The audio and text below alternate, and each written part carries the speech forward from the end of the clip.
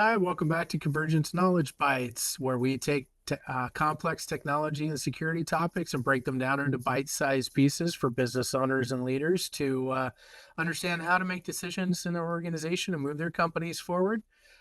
We are on to our episode 9 right now of our PCI compliance and point of sale payment processor sort of talk track that we're breaking down things. And today's topic is actually around the key requirements of PCI compliance. And so we're going to try and summarize this into some smaller generalized topics because the SAQ is pretty large, but the key requirements that a business owner needs to understand that are not part of the point of sale system and making sure the point of sale system that they are using is PCI DSS compliant, right?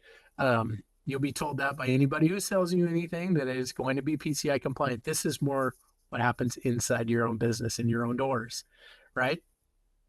Right. So I'm sure, Keith, that you are very forward with your customers because we've talked about this before in prior episodes, and then of course on a personal level about what PCI compliance is, because as soon as you install a system, the first thing they're going to ask you is, so am I PCI compliant with this? Right? Yeah. Yeah. Yeah. And the answer is always, it depends. It depends on the other side of your requirements, right? Like there are requirements that Yeah. don't fall on us as a provider, Yep. right? Like we can't make you PCI compliant. We can install PCI compliant equipment, but there are a number of things that you have to do as a business owner on a quarterly, semi-annually basis and annual basis to ensure that you stay compliant. Right? Yeah. It's not us that's going to make you compliant or not compliant. Yeah. Yeah. That's true. What are those requirements though, Jack? Well, that's a good question. It all starts with the cardholder data environment. We talked a little bit about this in the early on, one of the early on videos, but PCI compliance, everything is centered on the compliance around the cardholder data environment, right? And to secure that, there are a number of pieces of equipment that get involved, right? Yeah. You're going to have your network switch. You might have wireless access points, depending on how you process transactions. If you've got, in one of our previous episodes, you pulled up one of the little mobile, processor things that can be left at the table or whatever. Those pieces of where you first gather or collect the credit card data from dictate what inside the network needs to be addressed to control the cardholder data environment. And we typically use the term network segmentation. So if you are processing credit cards over a wireless connection, there is a very tightly secured Wi-Fi network specifically for the cardholder transactions and point of sale transactions. And it's generally not something that is visible to somebody that's trying to connect a Wi-Fi for their, mobile phone. If you offer guest wireless in your restaurant or whatever, it's something that is very private. It's secured very tightly with very strong password controls and things like that, so that nobody can easily get in and change them, like as far as your staff are concerned. But then also those wireless access points literally go over a wire on the other side of that access point to a network switch. And that network switch has to be segmented as well on its own private network segment. And we call that, in most cases, it's a VLAN, a virtual LAN, and it's kind of a lot of acronyms. But what that really means is it's a separate road. inside your business that nothing else can travel across. And at the point where you have wireless transactions and point of sale systems that are connected to a wire, that's where those two converge in many cases. And then that traffic is passed out a special port in a special part of your firewall, right? And so all of that is then put in this nice little container. Well, If you secure the cardholder data environment, the next step to that is really around the mechanisms by which you maintain and or meet your PCI compliance, right? But carving out the cardholder data and then making sure that that is a very, very small slice of the business, the smallest you can make it, so that nothing else is exposed. And there's no way for guests who connect their mobile phone or a laptop from your coffee shop can cross over that and get into that and snoop that traffic, because oftentimes there are, and this happens at hotels, it happens at coffee shops, it happens at restaurants, there are people who have sniffers that monitor that traffic from your laptop or your mobile phone that's connecting to the Wi-Fi wirelessly, you can't see it, and they're sniffing that traffic for information, right? And the whole point of that segmentation then is to make it so they cannot do that. And if you don't set that up right, and you don't have that configured properly, you're kind of open to the whole world. And anybody who, even kind of half-baked hackers, can get in and start to sniff that traffic and take the credit card data as it's being transmitted, or take your personal information as it's being transmitted. Frankly, a lot of people, go into coffee shops and log in and they do their banking and they do their healthcare and they look up, and they shouldn't be doing that. Like don't do that over public Wi-Fi, right? Because it's open to anybody. Yeah. But it starts a cardholder data environment. Yeah. Okay. Yeah. Well, I appreciate you explaining how the segmentation piece worked, because I think sometimes we are operating under the premise that, well, if the credit card data is scrambled, then nothing else really matters. Well, when you look at, when you look at how social engineering works, it's like, it could be a password here, it could be common password phrases that you use. A little information is enough to, robocall and then gather more information from an employee. And the fact that someone might know something opens another door, right? And before you know it, you have all these data points that have gaps that hackers are able to access information and then gather more information as they engage with your systems. And before you know it, they're in. And well, and to that point though, I mean,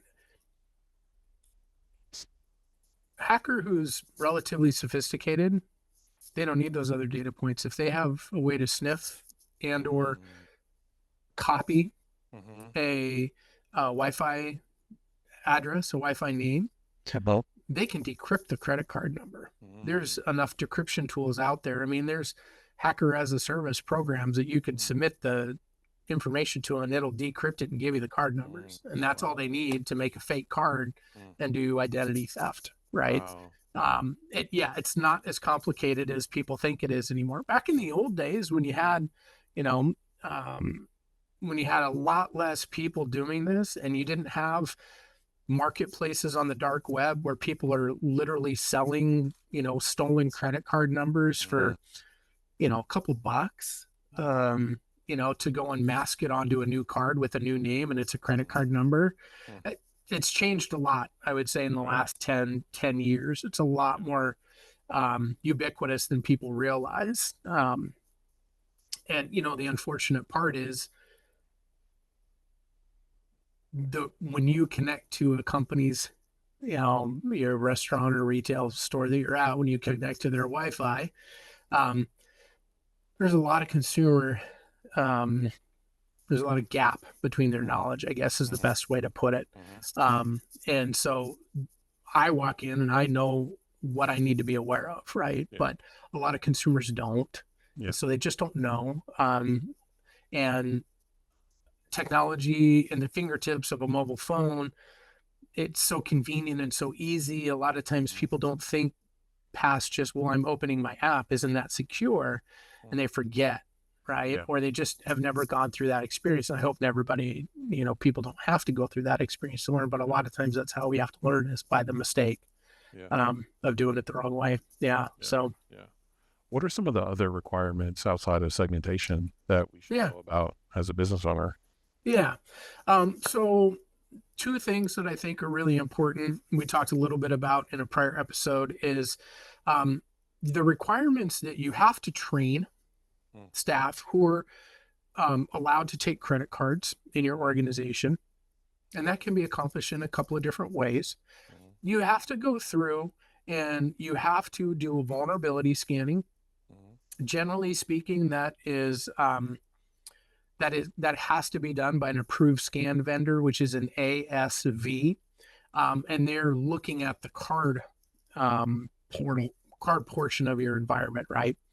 And then you have to go through the SAQ, which is a self-assessment questionnaire.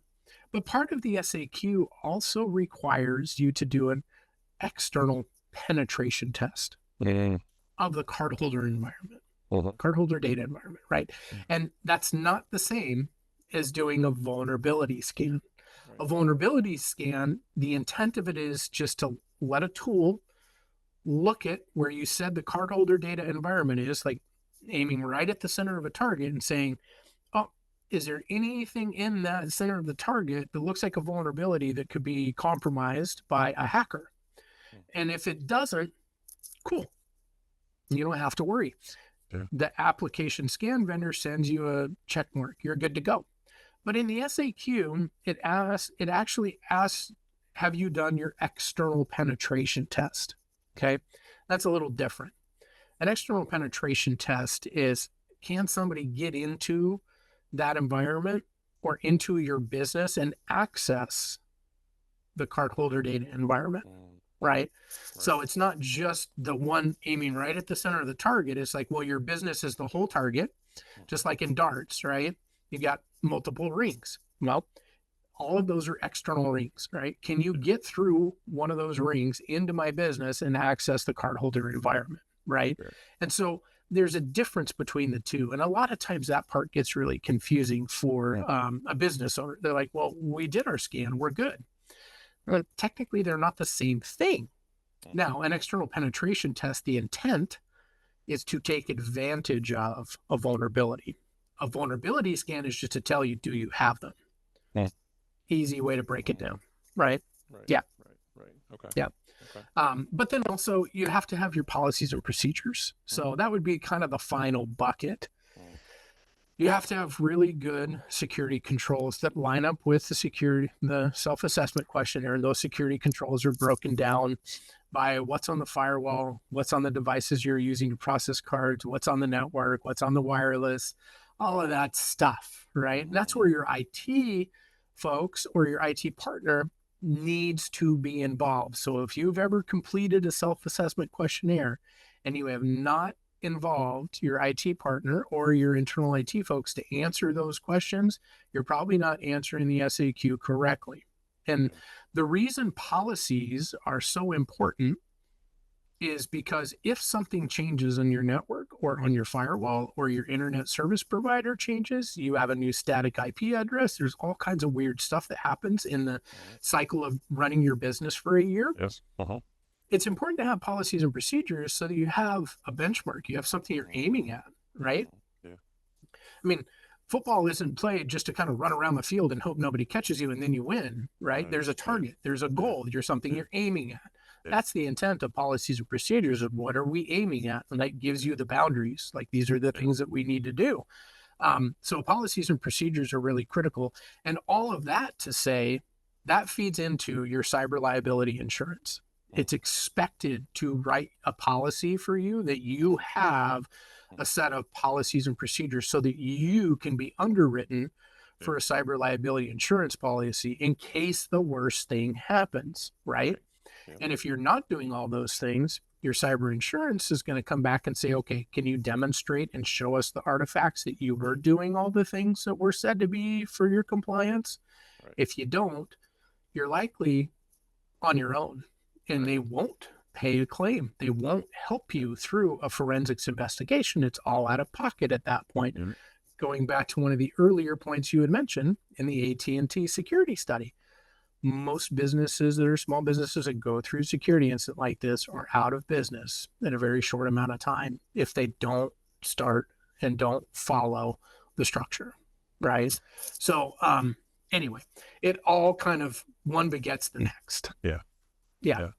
What I appreciate about the SAQ security policy, things of that nature is that Yeah. really the fact that the question is there and it's something that you have to answer, it's basically you should have this in your policy. Right?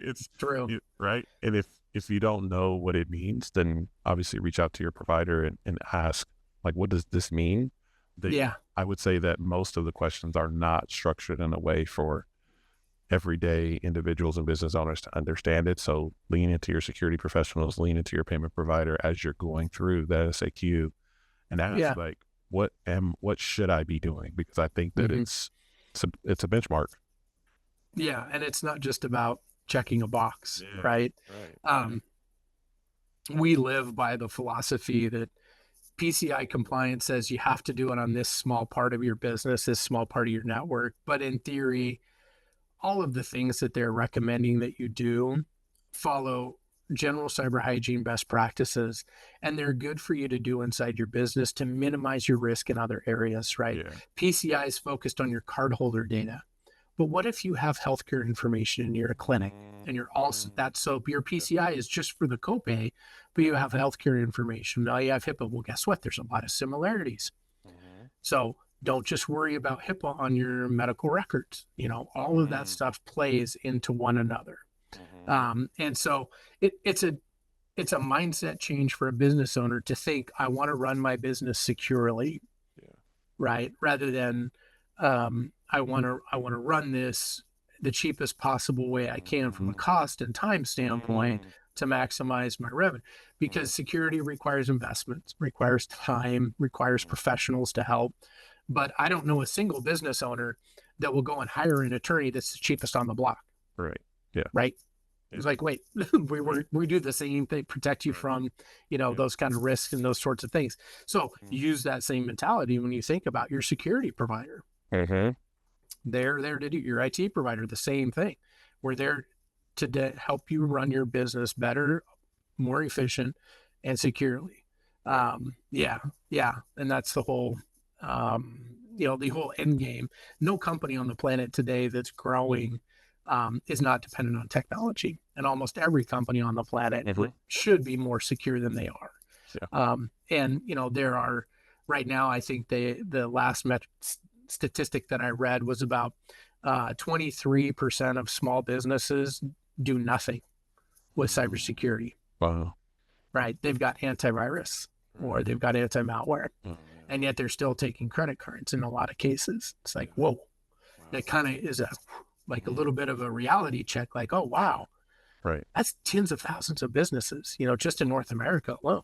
So anyway, yeah. My gosh. Yeah. All right. That's going to wrap up episode 9 for us on the key requirements of PCI compliance. Thank you for watching. Again, if you would like to reach out and talk about payment processing and point of sale, or just get a second set of eyes, Keith is a great partner to work with, and we'll walk you through that whole entire process. You can reach Keith at his email address, keith@gopaysuite.com.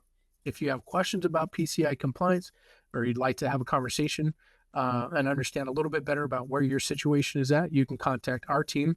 You can email us at gofurther@convergencenetworks.com. Thanks.